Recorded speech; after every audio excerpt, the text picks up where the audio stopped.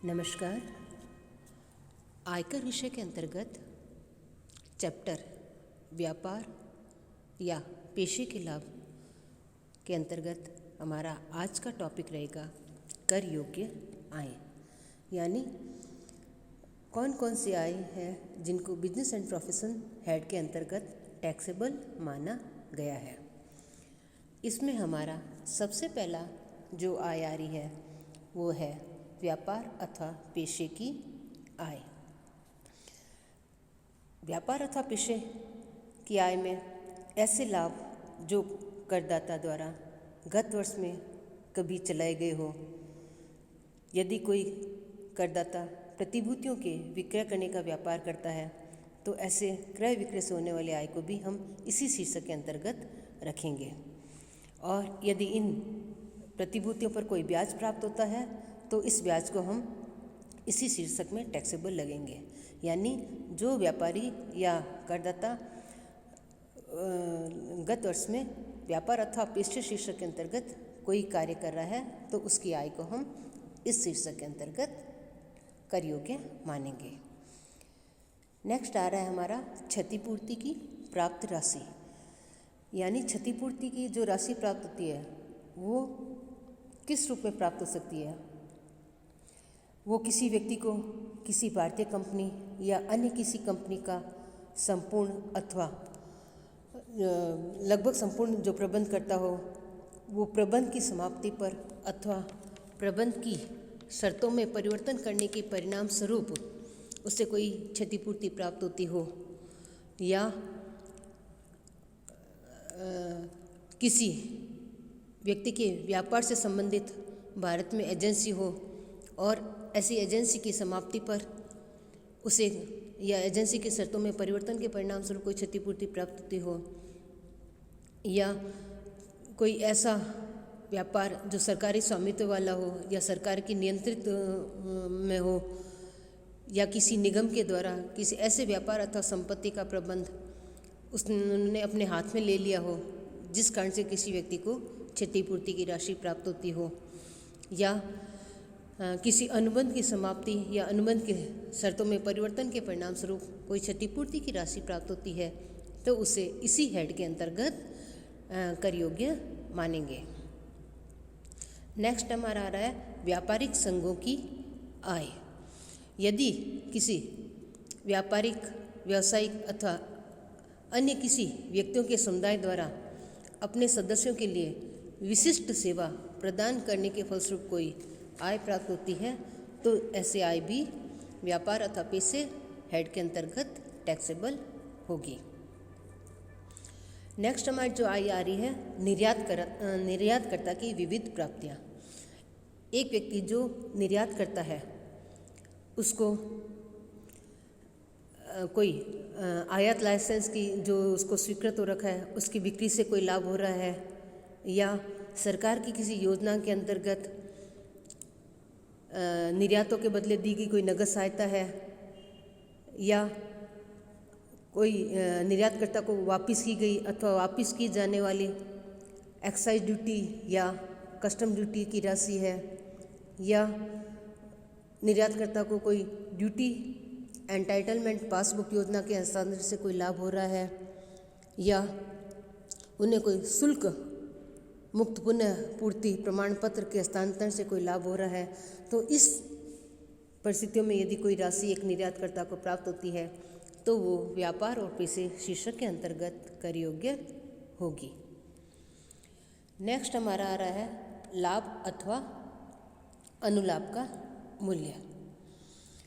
किसी करदाता को अपने व्यापार अथवा पेशे से लाभ प्राप्त होता है एवं अनुलाभों का कोई मूल्य उससे मिलता है, चाहे इन अनुलाभों को मूल्य मुद्रा में परिवर्तनीय हो या न हो,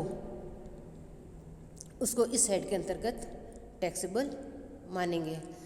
जैसे किसी कंपनी द्वारा अपने कर्मचारी को मुफ्त मकान की सुविधा दिया जाना, ये हमारा इसी हेड के अंतर्गत टैक्सेबल माना जाएगा।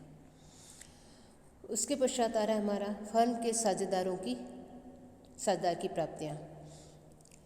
फर्म के साझेदार द्वारा प्राप्य अथवा प्राप्त कोई भी वेतन, ब्याज, बोनस, कमीशन या पारिश्रमिक, चाहे उसे किसी भी नाम से पुकारा जाए, वो व्यापार अथवा पेशे शीर्षक के अंतर्गत टैक्सेबल होगा। लेकिन ये राशियाँ अथवा इसका कोई भाग फर्म की आय की गणना करते समय धारा 40B के तहत कटौती के रूप में स्वीकृत नहीं किया गया है, तो उस राशि को साझेदार की आय में से हम घटाकर ही शेष आय को साझेदार की आय मानेंगे। साथ में इसमें ये भी ध्यान रखना है कि फर्म के लाभों में साझेदार का हिस्सा है वो हमेशा कर मुक्त होता है, क्योंकि वहाँ पे फर्म द्वारा टैक्स चुका दिया जाता है, तो इसलिए साझेदार का फर्म के लाभों में हिस्सा कर मुक्त होता है। उसके पश्चात आ रहा है हमारा किसी विशिष्ट ठहराव के अंतर्गत कोई प्राप्त राशि।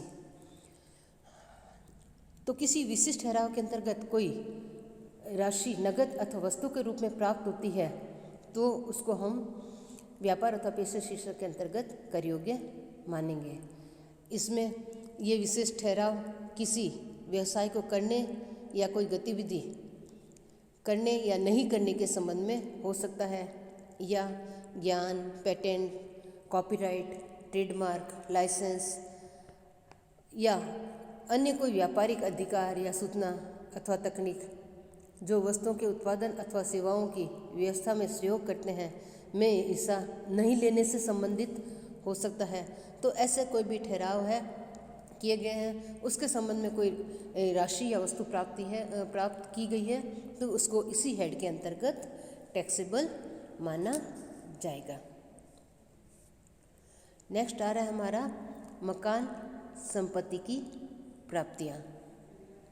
मकान संपत्ति की प्राप्तियों के अंतर्गत हम ऐसे मकान संपत्ति की आय को लेंगे जो मकान संपत्ति का प्रयोग व्यापार अथवा पेशे के लिए करता हो और जिनके लाभ कर योग्य हो। तो ऐसी मकान संपत्ति के वार्षिक मूल्य पर मकान संपत्ति से आय शीर्षक में कर नहीं लगता है, और ऐसी मकान संपत्ति पर व्यापार अथवा पेशे की आय शीर्षक के अंतर्गत कर लगता है। यदि कोई मकान या उसका कोई भाग किसी ऐसे कर्मचारी को किराए पर दे दिया जाता है जिसका वहाँ रहना व्यापार के संचालन के लिए लाभदायक है, तो ऐसे कर्मचारी से प्राप्त किराया व्यापार अथवा पेशे की आय के अंतर्गत ही माना जाएगा। नेक्स्ट आय आ रही है हमारे अवैध व्यापार की आय। आयकर की दृष्टि से आय में वैध या अवैध का कोई भी अंतर नहीं किया जाता है। तो तस्करी के व्यापार के लाभ अथवा प्रतिबंधित शराब की बिक्री के लाभ अथवा चोरी के माल के क्रय विक्रय के लाभ को हम इस शीर्षक के अंतर्गत ही कर योग्य मानते हैं। इसके बाद आ रहा है हमारा प्रमुख व्यक्ति की बीमा पॉलिसी के संबंध में यदि कोई भी राशि या उससे संबंधित कोई बोनस प्राप्त होता है तो उसको भी व्यापार एवं पेशे शीर्षक के अंतर्गत कर योग्य माना जाएगा। नेक्स्ट आ रहा है व्यापारिक रहत्य का उचित बाजार मूल्य। तो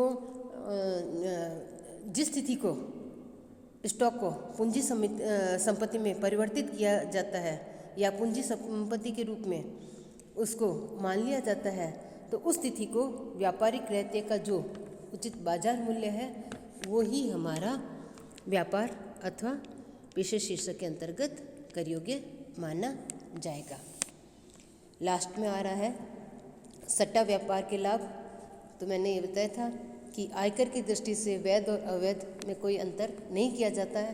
तो यदि कोई व्यापारी सट्टे का व्यवसाय कर रहा है और उस व्यवसाय से कोई लाभ हो रहा है तो उसको हम व्यापार अथवा पेशे शीर्षक के अंतर्गत आय में शामिल करेंगे। लेकिन इसमें एक और बात भी ध्यान रखनी है कि धारा 28 के स्पष्टीकरण 2 के अनुसार यदि करदाता द्वारा सट्टे के व्यवहार को एक व्यापार के रूप में किया जाता है तो सट्टे का व्यापार करदाता के किसी भी अन्य व्यापार से पूर्णतः अलग समझा जाएगा, यानी उसका अलग ही हेड माना जाएगा सट्टे का व्यवसाय के नाम से। इस तरह हम इन हेड के अंतर्गत जो भी आय प्राप्त होती है वो व्यापार और पेशे शीर्षक के अंतर्गत शामिल करते हैं। धन्यवाद।